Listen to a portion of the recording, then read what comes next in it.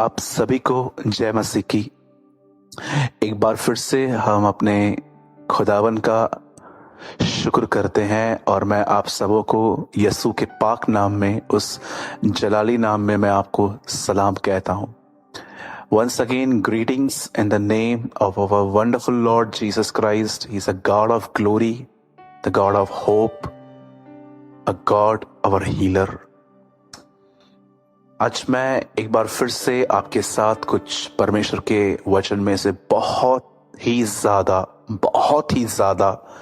महत्वपूर्ण बातें, इम्पोर्टेंट बातें मैं आपसे शेयर करना चाहता हूँ। लेकिन मैं उससे पहले मैं आपसे कुछ बात करना चाहता हूँ। मैं चाहता हूँ कि आप में से यदि कोई भी इस वीडियो को अपने वॉल पे शेयर करना चाहता है, किसी ग्रुप पे शेयर करना चाहता है, तो आप कर सकते हैं। आप किसी और को भी इनवाइट कर सकते हैं ताकि आज का वचन सुन के उनकी जिंदगियां बदले, उनका मन खुदा की ओर फिरे और वो एक सच्चे पश्चाताप की ओर जाए। और मैं बिलीव करता हूं कि आज का वर्ड आपकी और मेरे लिए सिर्फ एक दूध नहीं है, एक पानी नहीं है, वो एक मांस भी है। इसलिए मैं आपसे विनती करता हूं कि यदि आप इस समय कोई भी काम कर रहे हैं या आपके परिवार में कोई सदस्य है जो नहीं सुन रहा, तो आप उनको भी बुला सकते हैं ताकि आज का वचन आप में से हर एक को आशीषित करे और आप में से हर एक से बात करे। मैं कुछ बात करना चाहता हूं आपसे जो मुझे परमेश्वर ने आपसे शेयर करने के लिए कही। मैं आपको बताना चाहता हूं, आज बहुत सारे घरों में शांति नहीं है और उसका एक रीजन है क्रिटिसाइज करना। देखिए, जब परमेश्वर ने इंसान को बनाया तो परमेश्वर ने उसके अंदर कोई गुनाह नहीं डाला था। इंसान के अंदर गुनाह आज्ञा उल्लंघन के द्वारा, डिसोबीडियंस के थ्रू आया। बाइबल बताती है आदम के द्वारा पाप आया और पाप ने मृत्यु उत्पन्न की। वैसे ही प्रभु यीशु मसीह के द्वारा जो उसका जीवन था, उसके द्वारा वह अनुग्रह हमारे ऊपर लाया और उस अनुग्रह की वजह से हम अनंत जीवन में राज्य कर रहे हैं। जब आदम ने पाप किया तो उसके बाद हमारे अंदर जो एक नेचर है, जो हमारे बाप दादाओं का स्वभाव है, वो हमारे अंदर आ गया। और मैं आपको बताना चाहता हूं, आज बहुत सारे लोग, मैं आपको सच कहता हूं, वो किसी को इनकरेज करने के लिए बहुत स्लो है पर वो क्रिटिसाइज करने के लिए बहुत फास्ट है। यदि आप उनको कहेंगे कि आप अपने अंदर एक इनकरेज करने की, दूसरों को उत्साहित करने की हैबिट डेवलप करो, तो उससे उनको काफी समय लग जाता है। लेकिन अगर कोई क्रिटिसाइज करने के लिए है तो मैं कहूंगा वो तो हमें कोई सीखने की जरूरत नहीं होती, वो ऑन द स्पॉट हो जाता है। क्या मैं आपसे एक सवाल पूछ सकता हूं कि क्या आप भी एक ऐसे व्यक्ति तो नहीं है इन दिनों में कि आप लोगों को क्रिटिसाइज करते हो? क्रिटिसाइज करने का मतलब होता है कि आप जब एक व्यक्ति को देख रहे हो कि वो एक ऐसा काम कर रहा है जो खुदा की नजर में और शायद आपकी नजर में भी वो गलत है, और आप उसे झट से ऐसी ऐसी बातें कह देते हो, उस पे बरस पड़ते हो आप। और कई बार देखिए, यही चीजें आपके परिवार के अंदर अशांति लेकर आती है। मेरे भाइयों और बहनों, आप में से जितने भी लोग मुझे देख रहे हैं, आज मैं आपको परमेश्वर की अगुवाई से, पवित्र आत्मा की मदद से, मैं आज आपको एक सेवकाई देना चाहता हूं। मैं आपको बताना चाहता हूं, जब पौलुस रोमियो में गया तो वहां पर कहता है कि जब मैं आऊंगा तो मैं तुम्हारे लिए प्रार्थना करूंगा और मैं तुम्हें एक वरदान दूंगा ताकि तुम्हारा मन स्थिर हो जाए। आज मुझे परमेश्वर ने आज एक बात कही कि जितने भी लोग आज ऑनलाइन आएंगे उन्हें यह सेवकाई दे। मेरे भाइयों और बहनों, मैं आज आपको एक काम देना चाहता हूं प्रभु की अगुवाई से। दूसरों को इनकरेज करना सीखिए। Learn to encourage others. आपको हर व्यक्ति के अंदर कोई ना कोई गलतियां दिखेंगी। मुझे बहुत पसंद है यह बात जब ऐसा लिखा गया है कि यीशु मसीह के पीछे एक धनवान आया था और जब यीशु ने उससे कहा कि अपना सब कुछ धन गरीबों को दे और मेरे पीछे चल, तुझे स्वर्ग में धन मिलेगा, लिखा है वो उदास हुआ और उसने कहा कि ऐसा लिखा है कि वो वहां से चला गया।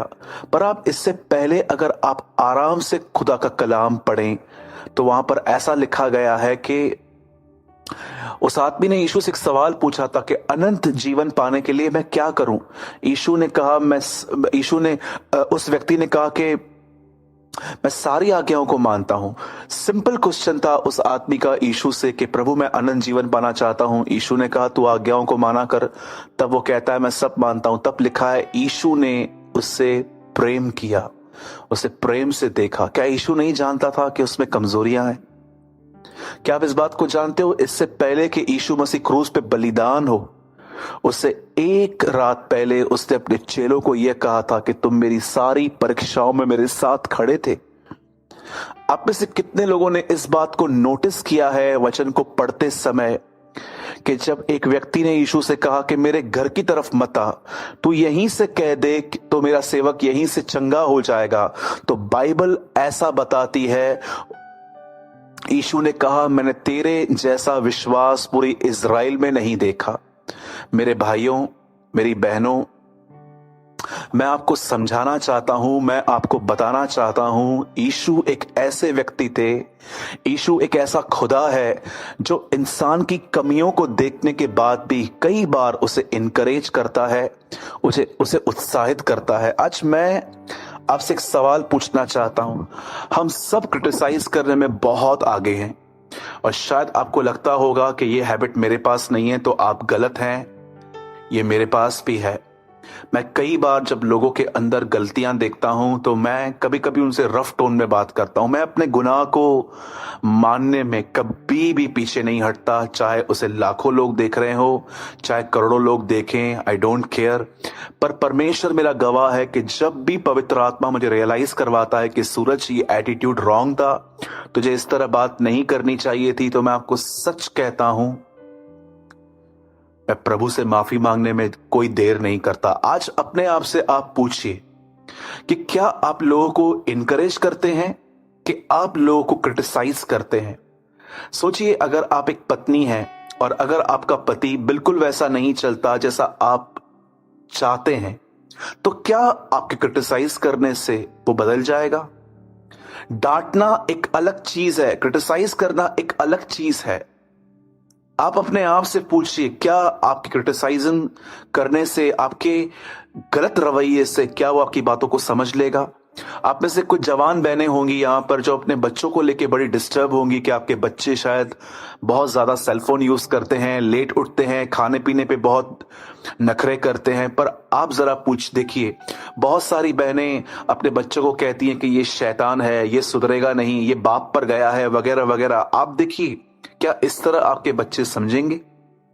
क्या इस तरह वो पढ़ेंगे? मेरे भाइयों और बहनों, मैं आपको बताना चाहता हूं, कई बार जानते हो आपके बच्चे क्या करते हैं? वो बुराइयों में रहते हैं लेकिन वो आपके सामने नहीं करते, क्योंकि उनको पता है कि आप उनके साथ कैसा रवैया करोगे, तो वो बुराइयां आपसे दूर रह के करते हैं। पर मैं आपको बताना चाहता हूं, लर्न टू इनकरेज। यदि आप एक ऐसे पति हैं जिसकी पत्नी बहुत सारी बातें आपकी नहीं समझ पाती, उसे बुरे बुरे शब्द कहने से अच्छा मैं आपको कहूंगा, लव हर। आप उन्हें प्यार करें, उन्हें इनकरेज करें। हम क्रिटिसाइज करने में बहुत आगे हैं लेकिन हम प्यार करने में बहुत पीछे हैं। आज एक चीज अपने आप में बांध लीजिए, एवरी डे आप अपने लाइफ में एटलीस्ट दिन में एक आदमी को इनकरेज कीजिए। और मैं आपको बताना चाहता हूं, इनकरेज करना कोई डिफिकल्ट वर्क नहीं है। अगर आप मॉर्निंग में उठते हो तो आप अपने परिवार को सिर्फ ये कह सकते हो, परमेश्वर आपके साथ है। वो आपकी इस बात को सुन के इनकरेज हो सकते हैं।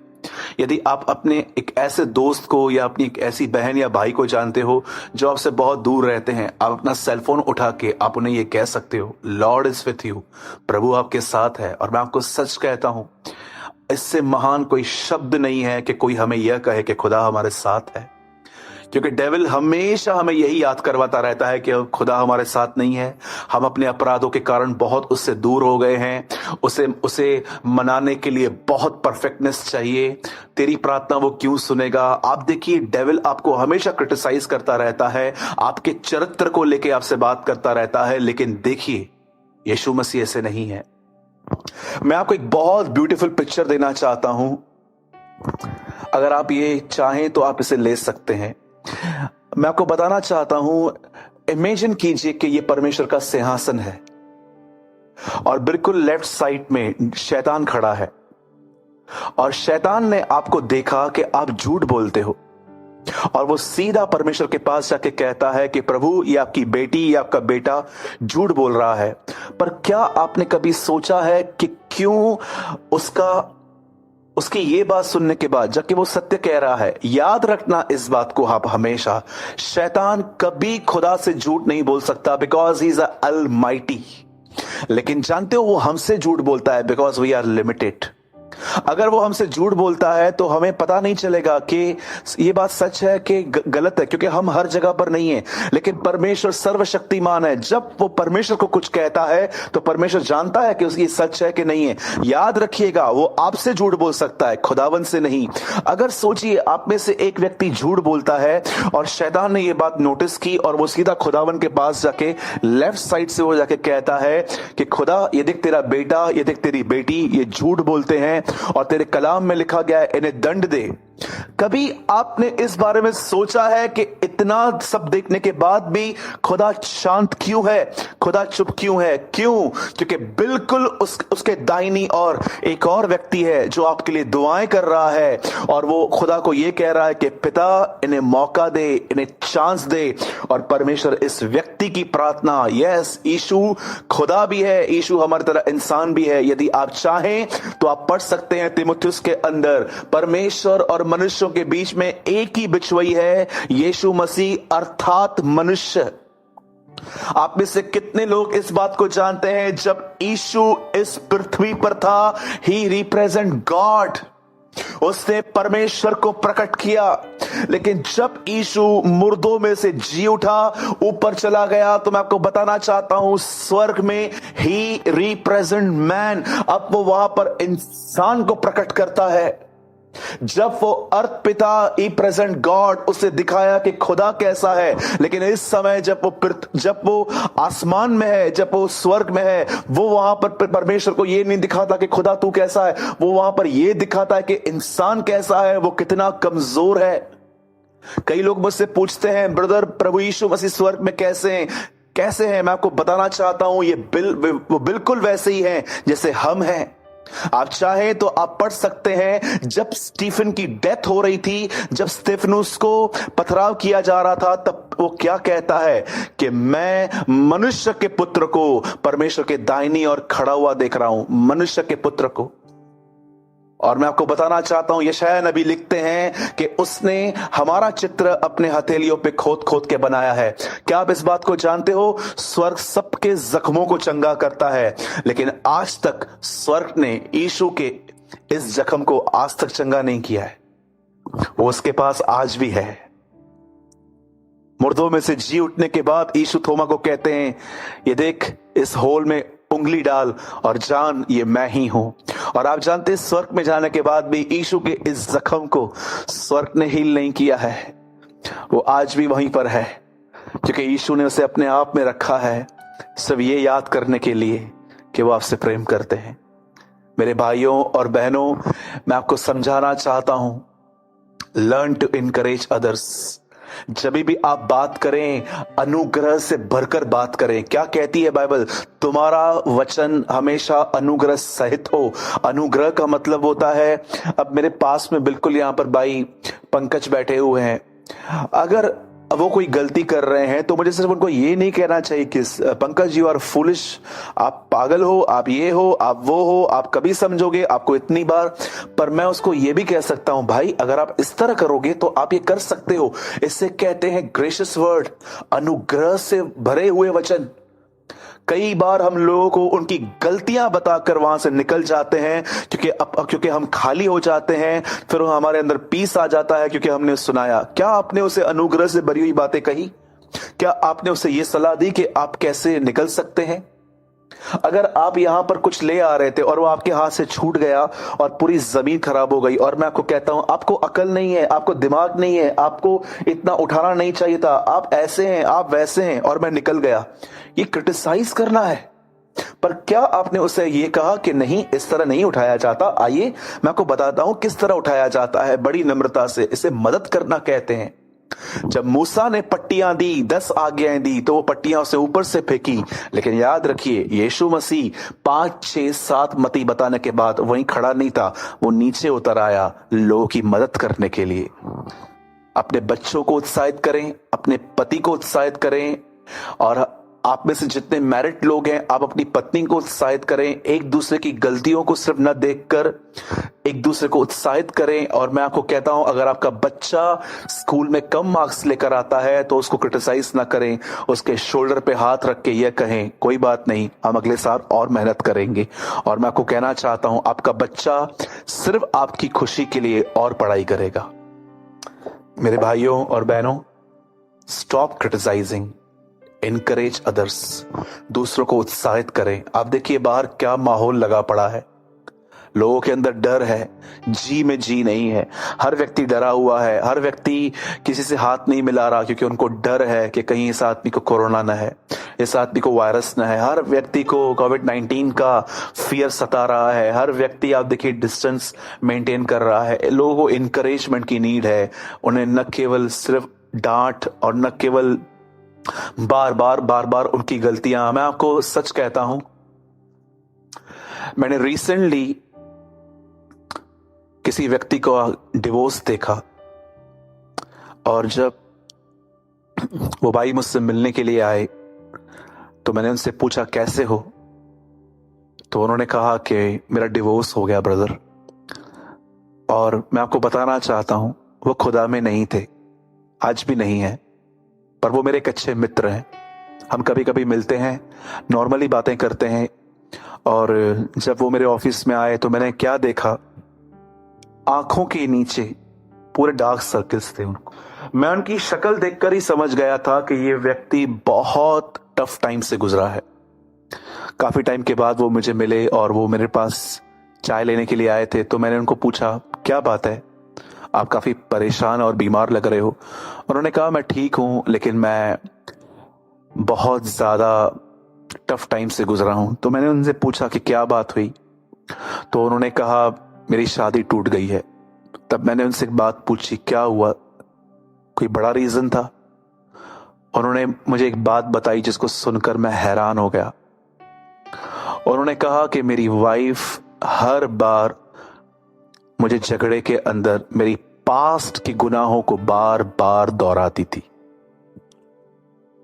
और वो कह रहा था मेरे 1000 बार समझाने के बाद भी कि जो बातें मैंने ठीक कर दी हैं, तो उन बातों को लेके मुझे बार बार क्रिटिसाइज क्यों कर रही है।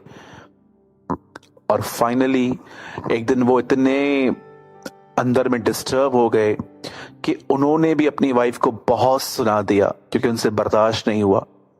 और एक दिन ऐसा आ गया कि उनके बीच में इतनी खटास आ गई, एक दूसरे को बोले गए शब्द वो भूल नहीं पा रहे थे, और फाइनली वो अलग हो गए। जानते हो शादियां क्यों टूट रही हैं आज? गलत बोलने की वजह से, प्राइड की वजह से। मैं आपको सच कहता हूं, आप जाके गूगल कर सकते हैं, 2005 के बाद जरा देखिए कितनी मैरिजेस सक्सेस गई हैं, बहुत कम। जानते हो रीजन क्या है? आपके नाक के 2 इंच नीचे आपके पास एक चीज है, जुबान। इसी की वजह से बहुतों का घर टूटा है। इसी की वजह से बहुतों का घर टूटने के कगार पर आ चुका है, क्योंकि वो क्रिटिसाइज कर रहे हैं। मेरे भाइयों, मेरी बहनों, मैं आपको एक सजेशन देना चाहता हूं, एक परमेश्वर का दास होने के नाते, लर्न टू इनकरेज। परमेश्वर आपको ऐसा करने में आपकी मदद करे।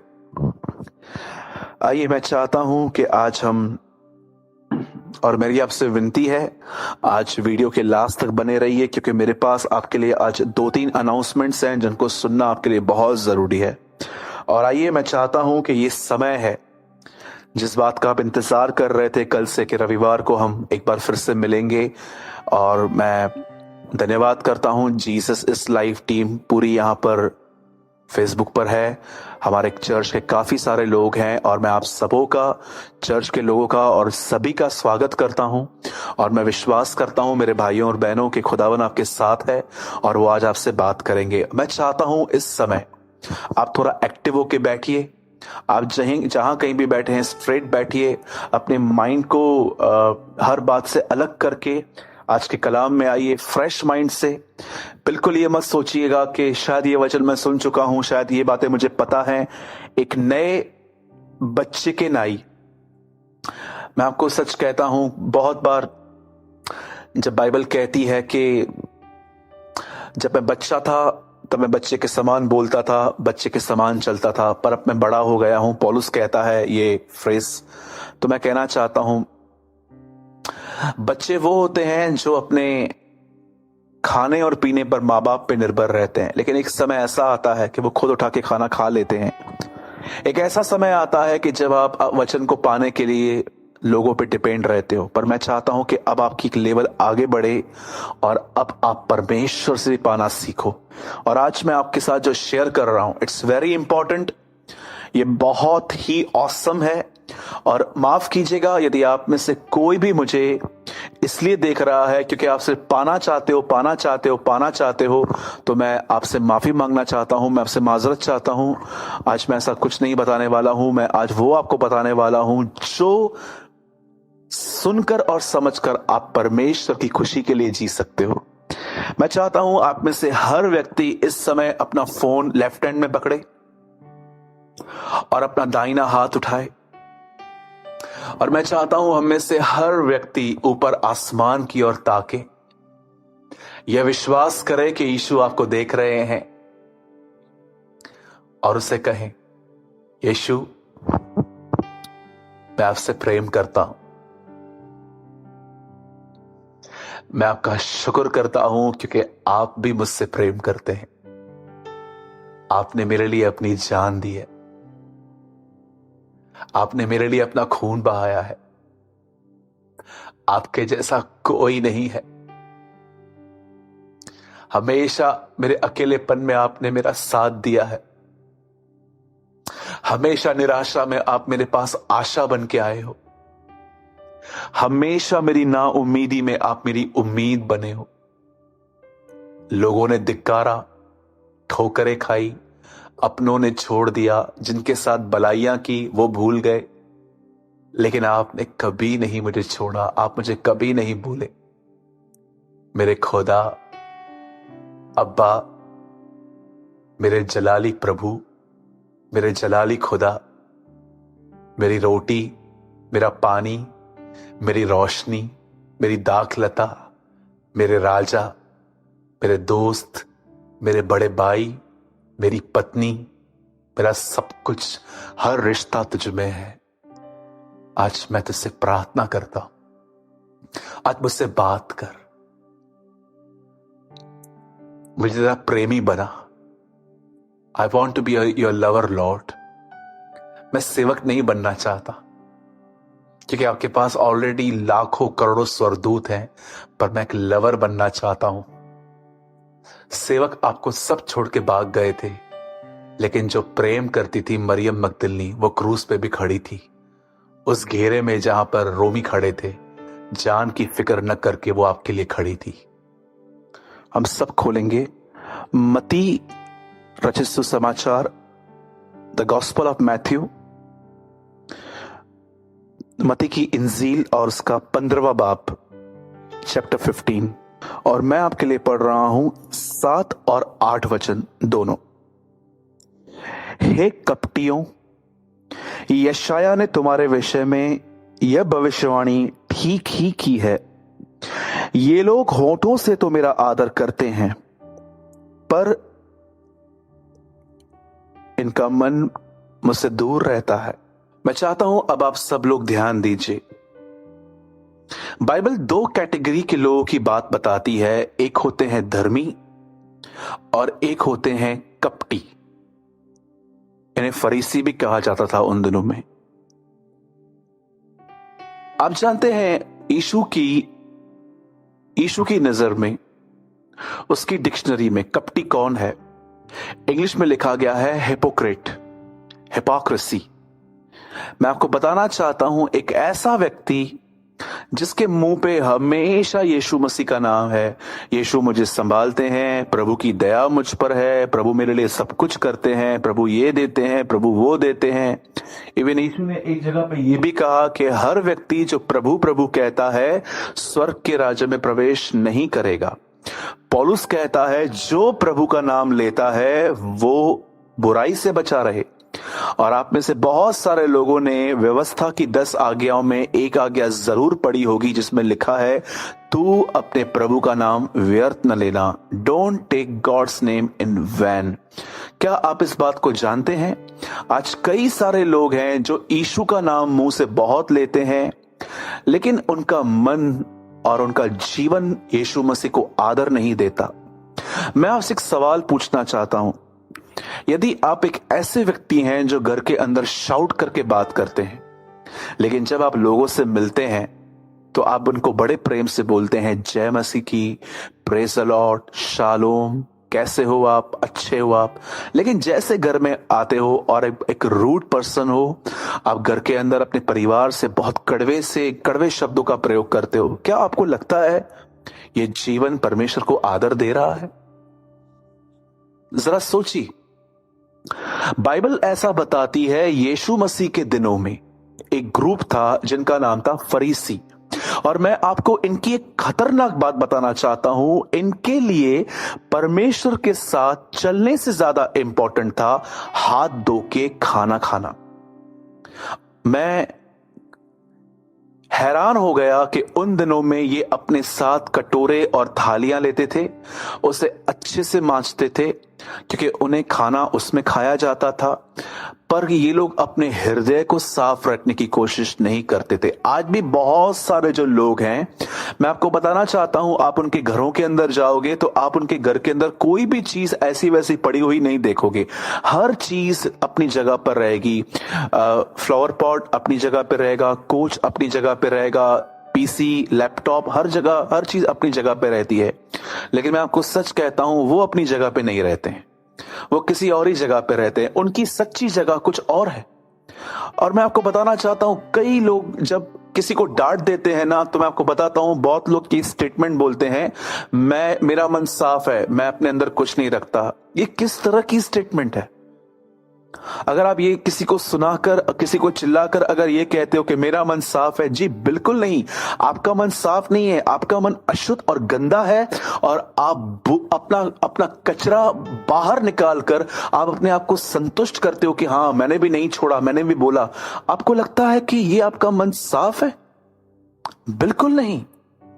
बाइबल बताती है कि यीशु मसीह के समय में एक ग्रुप था जिनका नाम था फरीसी। और वचन कहता है ये ऐसे लोग थे जो पब्लिकली बहुत अपने आप को धर्मी ठहराते थे। इनके कपड़े, इनका खाना पीना, उठना बैठना, ये किसी और के घर में नहीं जाते थे। लेकिन बाइबल में यीशु मसीह ने उन्हें कहा ये कुछ लोग ऐसे हैं जो परमेश्वर का मुंह से आदर करते हैं, पर उनके मन और उनका जीवन परमेश्वर से कोसों दूर है। आज मैं आप में से हर व्यक्ति से जो मुझे ऑनलाइन सुन रहा है और आने वाले समय में आप में से जितने भी लोग मुझे ऑनलाइन सुनने वाले हैं, एक सवाल अपने आप से पूछिए। अब ये वो समय नहीं रहा है कि मैं आपको बताऊं कि यीशु से मांगो तुम्हें ये मिलेगा वो मिलेगा। मैं तो कहता हूं अगर वो हमारी जरूरतों को पूरा कर रहा है तो हमें इसमें संतुष्ट रहना चाहिए। और ब्रदर, हम ख्वाहिशों को क्या करें? क्रूस पर चढ़ा दीजिए। मैं आपसे पूछना चाहता हूं, यदि आप में से यहां पर जितने भी लोग हैं, क्या आप अपने आप से एक सवाल पूछ सकते हैं, क्या सच में आपका जीवन परमेश्वर को आदर देता है? क्या आपके लिए ये प्रार्थना एक रटी रटाई प्रार्थना है? ऐ हमारे पिता तू जो स्वर्ग में है, ऐ हमारे बाप तू जो आसमान में है, तेरा नाम पाक ठहरे, तेरा नाम पवित्र ठहरे। अब मैं आपसे एक बात पूछना चाहता हूं, जब आप ये कलाम पढ़ते हैं तेरा नाम पवित्र ठहरे, तो क्या उसका नाम अपवित्र है? क्या उसका नाम अशुद्ध है? कि हम ये कहते हैं कि तेरा नाम पवित्र ठहरे, आपको शब्दों के पीछे उसका अर्थ समझना पड़ेगा। उसका नाम पवित्र था, उसका नाम पवित्र है और उसका नाम पवित्र रहेगा। वहां पर हर व्यक्ति स्वर्ग में, हर स्वर्गदूत कहता है पवित्र पवित्र पवित्र, जो था, जो है और जो आने वाला है। पर मैं आपको बताना चाहता हूं, इस कलाम का सही अर्थ यह है कि प्रभु मेरे चाल चलन के द्वारा लोग तुझ पवित्र परमेश्वर की महिमा करने पाए। मेरे भाइयों और बहनों, मैं आज आपसे एक सवाल पूछना चाहता हूं और उसके बाद मैं 2 मिनट के अंदर आपके साथ एक छोटा सा वचन शेयर करना चाहता हूं। जरा आप इस बात को पूछिए, क्या आप अपने जीवन के द्वारा परमेश्वर को आदर दे रहे हैं? क्या आपके जिंदगी के द्वारा परमेश्वर को ऑनर मिल रहा है? शब्दों के द्वारा तो हर एक व्यक्ति ऑनर देता है प्रभु को। आप में से कोई यीशु को गाली नहीं देता, आप में से कोई यीशु को बुरा भला नहीं कहता। आप में से हर व्यक्ति से अगर मैं कहूंगा कि क्या आप ये विश्वास करते हैं कि यीशु प्रभु है, आप में से हर व्यक्ति यस लिखेगा। पर जरा सोचिए, क्या आपके जीवन से उसे आदर मिल रहा है? क्या आप जानते हैं बाइबल की अंतिम किताब का नाम क्या है? पुराने नियम के अंदर मलाकी। और आप जानते हो, मलाकी की पुस्तक में परमेश्वर ने एक सवाल अपने लोगों से पूछा था। बेटा बाप का आदर करता है, व्यक्ति अपने स्वामी का आदर करता है, अगर मैं परमेश्वर हूं तो मेरा आदर कहां है? आप जानते हो, बाइबल की अंतिम किताब हमसे पूछती है, where is the honour of God? परमेश्वर का आदर कहां है? यदि आप एक ऐसे व्यक्ति हैं जो खुदावन से सिर्फ मांगते रहते हैं, तो आई एम सो सॉरी, आज की मीटिंग आपके लिए नहीं है। पर अगर आप एक ऐसे व्यक्ति हैं जो खुदा को कुछ देना चाहते हैं, अंत तक बने रहिए। शायद ये वचन सुनते सुनते आज परमेश्वर आपको स्पर्श कर देगा। आइए मैं स्टार्ट करता हूं उन लोगों के लिए आज जो सच में अपनी जिंदगी में परमेश्वर को आदर देना चाहते हैं, और मैं आपको समझाना चाहता हूं आदर कैसे दिया जाता है। बाइबल ऐसा बताती है, एक समय था इस पृथ्वी पर इज़राइल देश के अंदर न्यायी रहते थे।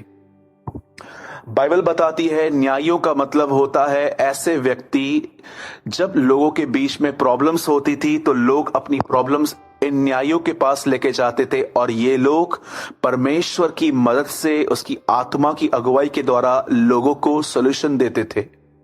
बाइबल ऐसा बताती है, उन दिनों में इस पृथ्वी पर एक भयंकर अकाल आया। अकाल के अंदर कुछ भी खाने के लिए नहीं था, कुछ भी नहीं था। और उन्हीं दिनों में वचन कहता है, एक परिवार इज़राइल में रहता था, नाओमी और एलीमेलेक, ये दोनों पति पत्नी थे। और बाइबल ऐसा बताती है कि वहां पर अकाल आया। ये लोग इज़राइल के लोग थे।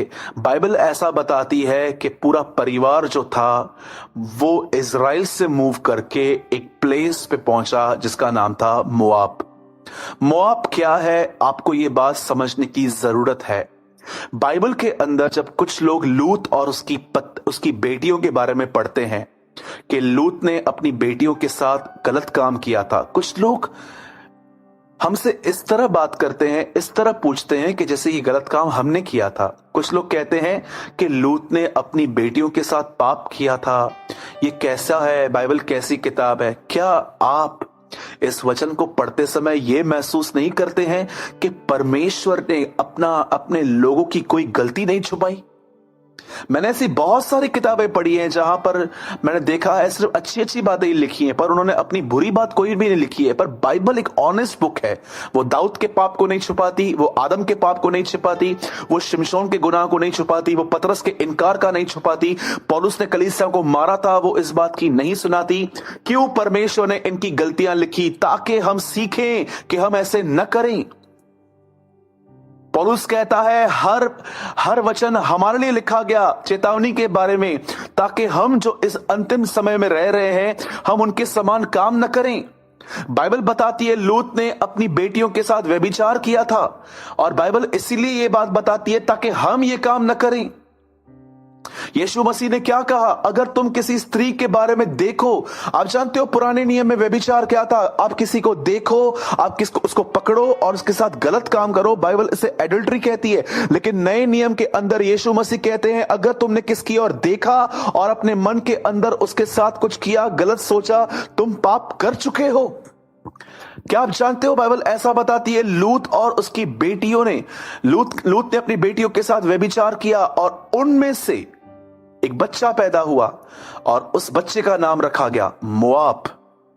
और बाइबल ऐसा बताती है, नाओमी और एलीमेलेक जो थे, वचन कहता है वो इज़राइल से निकलकर मोआब में आए, और वहां पर ही वचन कहता है उनके बच्चों की शादियां हुई मोआबिन लड़कियों से। और बाइबल ऐसा बताती है एक दिन ऐसा आया कि नओमी का पति मर गया, और बड़ी हैरानी की बात है उसके दोनों बेटे भी मर गए और दोनों बच्चियां और नओमी तीनों विधवाएं थी। क्या आप बाइबल के अंदर कोई भी किताब ऐसे पढ़ते हो जहां पर 3 विधवाएं एक साथ रहती थी? जरा सोचिए, बाइबल बताती है 3 विधवाएं थी। मैं आपको बताना चाहता हूं यहां पर इस परिवार की एक गलती यह भी थी कि इन लोगों ने इज़राइल छोड़ा था। आप जानते हो इज़राइल यरूशलेम किस बात का प्रतीक है? यह प्रभु की उपस्थिति का प्रतीक है। वहां पर प्रभु का तंबू, वहां प्रभु का संदूक पड़ा रहता था। एक्चुअली उन्होंने सिर्फ इज़राइल नहीं छोड़ी, उन्होंने प्रभु की उपस्थिति छोड़ दी थी।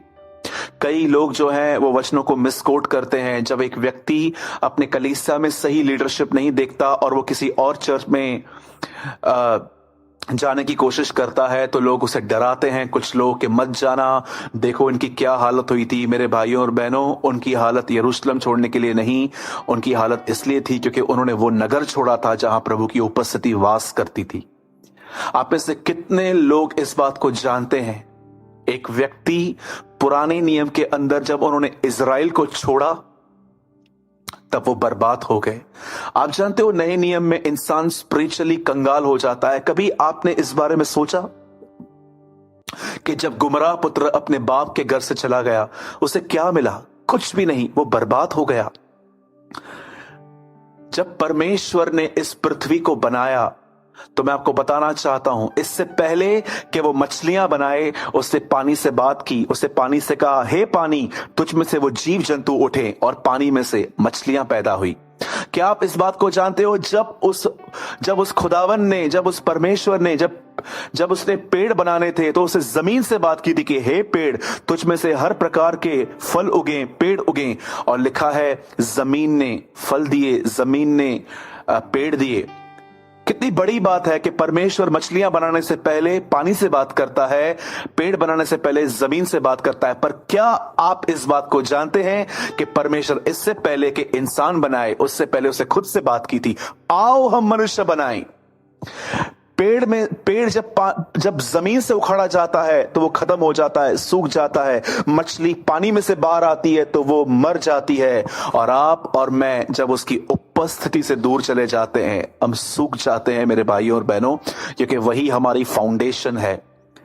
मैं क्यों आपको चिल्ला चिल्ला कर प्यार से, रोते हुए, गुस्से में आपको हमेशा कहता आया हूं, वचन को पढ़ो, दुआ करो, फास्टिंग करो, खुदा के करीब जाओ। मैं ये बातें हमेशा आपको इसलिए समझाता आया हूं। आप देखिए मेरे वीडियो के नीचे कितने डिसलाइक्स होते हैं। कई लोगों को लगता है मैं रूड हूं, कई लोगों को लगता है मैं गुस्से में प्रचार करता हूं, कई लोगों को लगता है कि मैं अननेसेसरी बार बार बोलता हूं। मेरे भाइयों और बहनों, न मैं अननेसेसरी बोलता हूं, न मैं गुस्से में बोलता हूं, न मैं रूड में बोलता हूं। मैं आपसे प्यार करता हूं और मैं चाहता हूं कि हम एक दिन अपने घर में मिलें।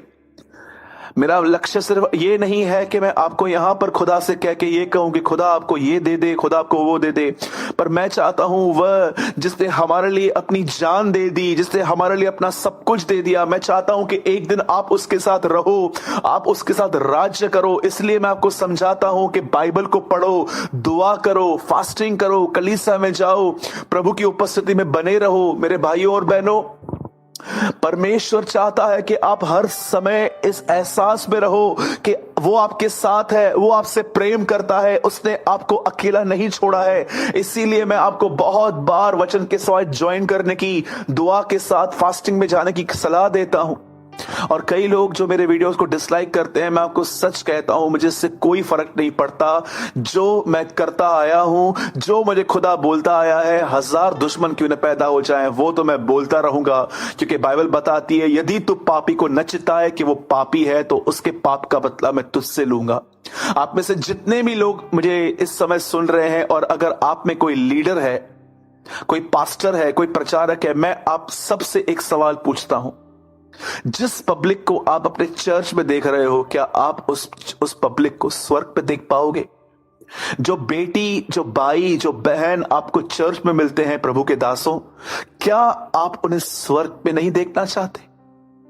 मैं देखना चाहता हूं। इसलिए मैं कहता हूं अपने कलीसिया के अंदर आप वो बताइए, वो सिखाइए जो उनको अनंत जीवन में लेके जाए, न केवल सिर्फ पृथ्वी की बातों को ले जाए। क्या आप जानते हो पुराने नियम में इब्राहिम के पास बहुत सारे पैसे थे, पर उसने कभी अपना घर नहीं खरीदा, लेकिन मरने से पहले कब्र खरीदी। लिखा है वो परदेसी होकर रहा। इब्राहिम का जीवन हमेशा ये बात दिखाता था कि उसने तंबुओं में रहकर हमेशा ये बात दिखाई कि ये जगह मेरी नहीं है, इसलिए मैं तंबू में रहता हूं, पक्के घर में नहीं, मेरा पक्का घर वहां है। यीशु ने कहा मैं जा रहा हूं और मैं तुम्हारे लिए घर तैयार करने जा रहा हूं, और जब घर तैयार हो जाएगा मैं आऊंगा तुम्हें लेने के लिए। लेकिन क्या होगा कि वो जिनके लिए घर बना रहा है, अगर वही उसे नहीं मिले तो? मेरे भाइयों और बहनों, ऐसा बताती है बाइबल के इस परिवार ने अपना घर छोड़ दिया। हम भी अपना घर प्रभु की उपस्थिति में छोड़ देते हैं और स्पिरिचुअली देखिए हम ड्राई हो जाते हैं। मैंने ऐसे कितने लोगों को देखा है जो प्रभु में आए, पवित्रता के बागी हुए, प्रभु के करीब गए, लेकिन एक समय ऐसा आया कि शैतान ने उन्हें बहुत प्यारी प्यारी चीजें दिखाई और वो लुभावने वाली आत्माओं के द्वारा वो प्रवोक हुए और वो वहां पर चले गए, और वो प्रभु की उपस्थिति से बाहर होकर आज उनके लाइफ में, जानते हैं, उनको आज वचन को सुनते समय नींद आती है। ट्रस्ट मी, उनसे दुआ नहीं होती है क्योंकि दे आर स्पिरिचुअली ड्राई। वो आत्मिक तौर पे आज सूख चुके हैं, डेड एंड ड्राई। और बाइबल ऐसा बताती है कि इस परिवार ने, वचन कहता है कि उस घर, उस पे प्रवेश किया, वो मोआब चले गए, और वहां पर देखिए अब वहां पर एक और गलती ये परिवार कर रहा था। ऐसा लिखा गया है कि इन्होंने अपने बच्चों की शादियां अन्य जातियों में कराई। मैं आप में से हर व्यक्ति को जो मुझे देख रहा है, मैं आपको बताना चाहता हूं, एक मसीह को एक मसीह से ही शादी करनी चाहिए। अब आप ये कह सकते हो कि ब्रदर क्या अन्य जातियां बुरी हैं? बिल्कुल भी नहीं, वो भी हमारे भाई हैं, वो भी हमारी बहनें हैं। पर मैं आपको बताना चाहता हूं मेरे भाइयों और बहनों, जिनकी हो चुकी है और अगर वो तोड़ने की कोशिश करेंगे तो ये डबल पाप है। पर मैं आपको बताना चाहता हूं मेरे भाइयों और बहनों, आप जिस किसी के साथ शादी के बंधन में बंध चुके हो, और अगर आपके घर के अंदर एक भी विश्वासी है पर दूसरा नहीं है, तो कृपया न छोड़ें, पर अपने अच्छे चाल चलन के द्वारा उन्हें खुदा के पास ले आएं। पर दूसरे जिनकी शादियां नहीं हुई हैं, मैं आपको बताना चाहता हूं, ये परमेश्वर की मर्जी नहीं है कि आपकी शादी वहां हो जहां पर लोग खुदा को नहीं जानते हैं। कभी आपने इस बारे में सोचा है कि क्यों इब्राहिम का जो बेटा था इसहाक, उसकी दुल्हन उसके गांव से क्यों आई?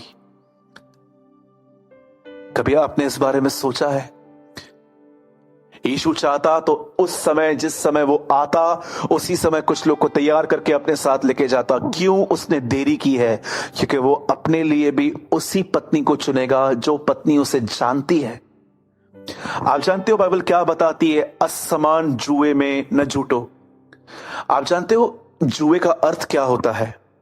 एक गांव के अंदर, आज भी विलेजेस के अंदर, बैल जो होता है, एक तरफ बैल और दूसरी तरफ बैल होता है, और बीच में एक लकड़ी होती है जिसे हल कहते हैं, और वचन इस चीज को एक वजन कहता है, एक जुआ कहता है। जरा आप देखिए, व्यवस्था विवरण में लिखा गया है, इन अ बुक ऑफ डिटोनॉमी, वहां पर लिखा गया है कि एक तरफ गधा, एक तरफ घोड़ा या ऑक्स या कोई और नहीं होना चाहिए, दोनों तरफ सेम होने चाहिए, नहीं तो क्या होगा? क्या वो चल पाएंगे?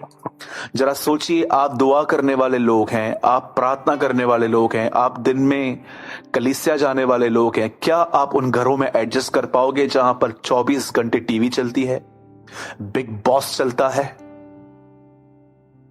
गंदे गंदे प्रोग्राम्स चलते हैं, नॉनवेज कॉमेडीज चलती हैं जो आजकल चल रही हैं?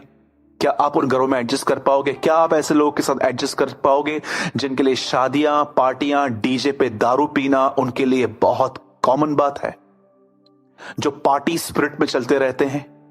क्या कहा प्रभु ने? अंतिम समय किन लोगों का टाइम है? खाना पीना, घूमना फिरना, हर व्यक्ति आपको बहुत सारे लोग आपको लास्ट डेज में पार्टिंग स्पिरिट में मिलेंगे, हर जगह पे पार्टी। क्या आप मेरे भाई बहन, क्या आप ऐसे माहौल में एडजस्ट कर पाएंगे? शायद शैतान आपको एक और बात कहेगा, कोई बात नहीं, वो बिलीवर बन जाएगा। पर मैं आपको बताना चाहता हूं, वो तो बिलीवर बाद में बनेगा, लेकिन आपको उसने अभी अनबिलीवर कर दिया है। मेरे भाइयों और बहनों, आजकल बहुत सारे लोग गलत निर्णय लेके अपनी लाइफ को स्पॉइल कर रहे हैं और उससे प्रभु के नाम की निंदा हो रही है।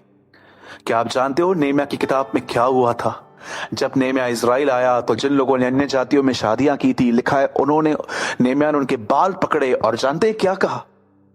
क्या तुम नहीं जानते सुलेमान के साथ क्या हुआ था? कैसे अन्य जातियां उसे ले गई और वो एक बहुत अंत में एक पापी व्यक्ति ठहरा।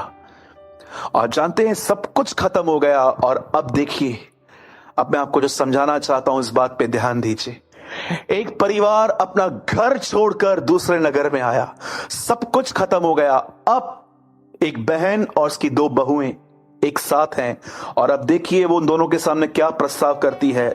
नाओमी कहती है ओरपो को और रूत को, उन दोनों को कहती है, एक काम करो, अब मेरे कोख में और बच्चे नहीं हैं, तुम यहां से चली जाओ और अपना अपना घर देखो।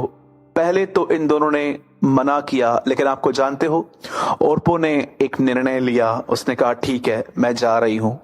ओरपो अपने पति को, वो चाहती थी कि वो सेट हो जाए, लेकिन मैं आपको बताना चाहता हूं रूत ने एक बात कही नाओमी से।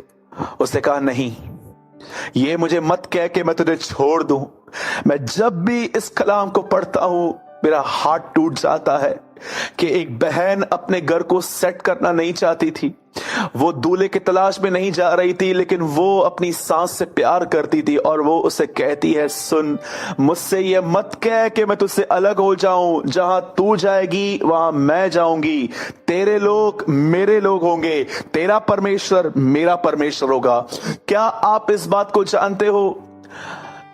नोमी ने कहा न कहा रूत को खुदा के बारे में बताया था, उसने उसको समझाया था। भले ही वो अन्य जाति की एक स्त्री थी, रूत अन्य जाति थी और ये यहूदी परिवार था, इजरायली परिवार था। कहा न कहा इन्होंने बताया था कि हम उस परमेश्वर को मानते हैं जो इब्राहिम का परमेश्वर है, जो इसहाक का परमेश्वर है, जो याकूब का परमेश्वर है।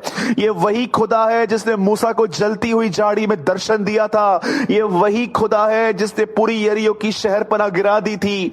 ये वही खुदा है जिसकी वजह से यरदन उल्टी बहना शुरू हो गई थी। क्या आप इस बात को जानते हो? कहा न कहा रूत इस बात को जानती थी कि इनका खुदा कुछ है। और आप जानते हो ओरपो चली गई, पर रूत कहती है नहीं, मुझे ये बोलना मत कि मैं तुझे छोड़ दूं। जहां तू जाएगी वहां मैं जाऊंगी। तेरे लोग मेरे लोग होंगे, तेरा परमेश्वर मेरा परमेश्वर होगा। और जब उसने ये बात कही, मैं ये बिलीव करता हूं ये बात प्रभु के कानों तक पहुंची कि एक ऐसी बहन पृथ्वी पर रह रही है जो भले ही एक व्यभिचारी खानदान से आ रही है, भले ही वो एक ऐसे परिवार से है जिस परिवार का नाम बहुत खराब है, मोआब, पर परमेश्वर ने कहा ना कहा इस बहन को देख लिया था कि वो उसके लिए आदर के लिए जी रही है। आप जानते हो उसने क्या किया? वो अपनी सास के साथ इजराइल में आ गई। और जैसे वो इजराइल में आ गई, वहां पर क्या हुआ? वहां पर जैसे वो आई, वो एक घर में रहने लग गए। अब ये लोग बड़े गरीब थे। उसने अपनी सास को कहा कि एक काम करती हूं, तू यहीं पर रह, मैं किसी गांव किसी खेत में जाऊंगी। उन दिनों में इजराइल के अंदर एक नियम था, जब भी लोग फसल को काटते थे, जो फसल गिर जाती थी वो गरीबों के लिए छोड़ दी जाती थी। व्यवस्था में लिखा गया है उस गिरी हुई चीज को मत उठाना, वो गरीबों को दे देना। और उन दिनों में बाइबल ऐसा बताती है कि नाओमी का एक बहुत ही करीबी रिश्तेदार था बोअज, उसका खेत था।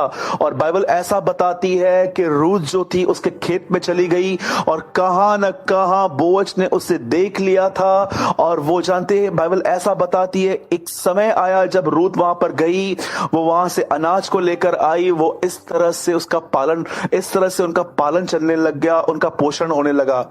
और आप सभी जानते हैं इस कहानी के अंदर एक समय ऐसा आया, उन दिनों में नियम था कि कोई निकट का रिश्तेदार उन दिनों में उन लोगों से शादी करता था ताकि वंश चल सके। और आप अच्छे से जानते हो कि आने वाले समय में बोअज और रूत की शादी हुई। उस शादी में एक बच्चा पैदा हुआ जिसको कहते हैं ओबेद, ओबेद से यिशे, यिशे से दाऊद। क्या आप जानते हो ये इसकी परदादी थी दाऊद की? क्या आप जानते हो यीशु की जिनेलॉजी में रूत का नाम है? क्या आप ये बिलीव कर सकते हैं? आप मैं आपसे एक बात पूछना चाहता हूं, कितनी पैथेटिक शुरुआत थी, कितना ग्लोरियस एंड था। एक बहन ने किस तरह शुरुआत की, उसका पति चला गया, उसके बच्चे चले गए और वो अपने साथ लेकर आई। पर आप देखिए रूथ भी वहीं पर थी। कितनी पैथेटिक शुरुआत थी वहां पर, कितना खतरनाक था, लेकिन अंत कितना ग्लोरियस था। जानते हो क्यों? क्या आपको लगता है ये सब इत्तेफाक था कि वो इज़राइल में आई, उससे निर्णय लिया और वो वहां पर आके उसी खेत में गई? मैं ये बिलीव करता हूं ये टू फोल्ड स्टोरी है। जानते हो स्टोरी के अंदर ऑसम थिंग क्या है? एक बहन ने निर्णय लिया कि वो अपनी सास के साथ इसलिए रहेगी ताकि वो और परमेश्वर को जान सके। और जानते हो इसकी ये बात देखकर परमेश्वर ने डिसाइड किया अब मैं इसकी लाइफ बनाऊंगा। यीशु ने कहा तुम उसके राज्य की खोज करो, बाकी की सारी वस्तुएं तुम्हें मिल जाएंगी। क्या आप जानते हो रूथ अपनी सास के साथ रहना क्यों चाहती थी? तेरा परमेश्वर मेरा परमेश्वर है। वो इसीलिए रहना चाहती थी ताकि वो उस जीवित परमेश्वर के बारे में और जान पाए। मैं आपको बताना चाहता हूं, और वो पति ढूंढने गई, रूथ खुदा को ढूंढने के लिए आई। और जब खुदा ने देखा कि मेरी एक ऐसी बेटी भी है, मेरी बहन, आप में से जितने भी बहनें मुझे देख रही हैं, मैं आप में से इस समय डिसर्न कर रहा हूं कि आप में से कुछ बहनें मुझे देख रही हैं, आप बहुत टूटे हुए हो। और ये मुझे नहीं पता कि आप क्यों टूटे हुए हो। इस समय भी आप मुझे जब देख रहे हो तो आपके आंखों में आंसू हैं। पर आज खुदा मेरी बहनों आपसे कहता है, मैं आज कुछ बहनों के लिए बर्डन फील कर रहा हूं। जितनी बहनें मुझे देख रही है, आज खुदा आपसे कह रहा है, मेरी बेटी, तुझे घबराने और डरने की चिंता, तुझे घबराने और डरने की परवाह नहीं करनी है, तो उसकी परवाह मत कर। मैं तेरा बाप हूं, मैं जिंदा हूं। मुझे मेरे आदर के लिए जी, मेरे लिए जी, और वो आपको सही से लीड करेगा। कई बहनें, कई भाई लोग कंफ्यूज होते कि हम कहां जाएं। मैं आपको बताना चाहता हूं, इस बात पे ध्यान रखें। एक दिन था जब मैंने प्रभु से कहा, प्रभु आप मेरी अगुवाई कीजिए, मुझे रोशनी दीजिए। मैं आपको बताऊं, रोशनी से भी ज्यादा एक और चीज है जिसमें आप सुरक्षित रह सकते हो, हैंड ऑफ गॉड। अब मैं खुदा को ये नहीं कहता हूं कि मुझे रोशनी दे, अब मैं खुदा से ये कहता हूं मुझे अपना हाथ दे। अब मुझे वहां नहीं जाना मुझे जहां रोशनी ले जाए, अब मुझे वहां जाना है जहां तू मुझे ले जाए। मेरे भाइयों और बहनों, एक बहन अपने घर आई, हस्बैंड को ढूंढते ढूंढते नहीं, अपने खुदा को जानने के लिए वो अपनी सास के साथ रहती थी। और जब परमेश्वर ने देखा कि ये मेरी बेटी मुझे आदर दे रही है, परमेश्वर ने अद्भुत तरीके से उसे उस खेत में पहुंचाया और उसकी शादी एक सही जगह पे करवाई, और ये लड़की एक लेजेंड ठहरी। मेरे भाइयों और बहनों, शब्दों से बहुत खुदा को आदर दे दिया। हर रविवार को हम जाते हैं चर्च, जोर जोर से हालेलुया कहते हैं, आमीन कहते हैं, शाउट करते हैं। पर आप में से कितने लोग हैं जो अपने जीवन से परमेश्वर को आदर देते हैं? जरा सोचिए, क्या आप इस बात को जानते हो परमेश्वर के लिए सच्चा आदर क्या है? क्या आप उसे देना चाहते हो? मैं आपको एक लाइन में बताता हूं।